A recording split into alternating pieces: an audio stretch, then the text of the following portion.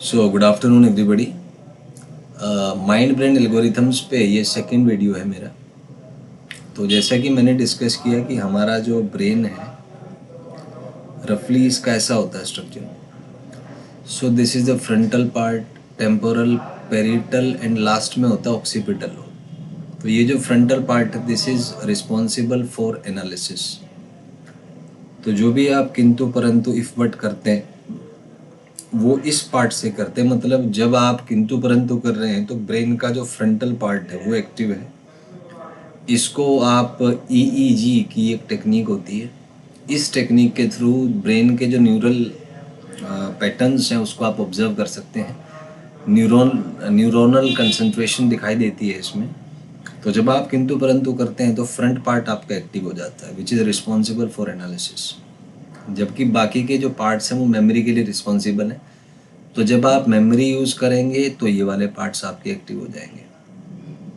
तो इसका एक यूज़ आपको बताता हूँ, लाई डिटेक्टर टेस्ट या नार्को टेस्ट जिसको कहते हैं, उसमें ये यूज़ होता है। क्योंकि जब हम झूठ बोलेंगे तो हम एनालिसिस करेंगे, देखेंगे सिचुएशंस के हिसाब से क्या बात की जाए जिससे हम सुख हमें प्राप्त हो, हमें कोई किसी प्रकार का कष्ट ना हो। क्योंकि झूठ हम बोलते हैं दुखों से बचने के लिए, सच बोलोगे तो दुख सहना पड़ेगा। तो दुख से बचने के लिए ही हम झूठ बोलते हैं। तो जब हम झूठ बोलते हैं तो एनालिसिस वाला पार्ट हम यूज़ करेंगे, मैनिपुलेशंस करेंगे। तो ईईजी के थ्रू अगर हम देखें तो ब्रेन का जो फ्रंटल पार्ट है उसमें न्यूरल एक्टिविटी बढ़ जाएगी। तो जो डिटेक्टर है वो डिटेक्ट कर लेगा कि आप झूठ बोल रहे हैं। या इसका दूसरा मैकेनिज्म है कि जब आप झूठ बोलते हैं तो आपको डर लगेगा, बेचैनी होगी, नेगेटिव रिएक्शंस आप में आएंगे।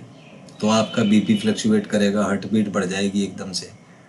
तो हार्ट बीट को मेजर करने के लिए अगर आप एक डिवाइस यूज़ करें तो आप बता सकते हैं कि आप कोई बंदा झूठ बोल रहा है कि सच बोल रहा है। So these are the neural patterns जो कि प्रैक्टिकल लेवल पे इम्प्लीमेंट किए गए हैं। These are implemented at the practical level. तो यहाँ पे मैं नेक्स्ट आपसे बात करूँगा कि जो डिफरेंट पार्ट्स हैं ब्रेन के, they operate at different frequencies.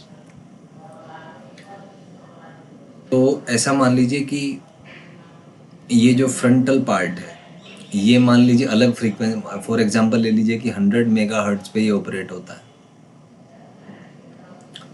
Memory जो है, मेमोरी मान लीजिए ये जो मेमोरी के लिए लोब्स रिस्पॉन्सिबल है, पेरिटल, टेम्पोरल एंड ऑक्सीपिटल, ये मान लीजिए कि 150 से 200 मेगाहर्ट्ज पे ऑपरेट होते हैं।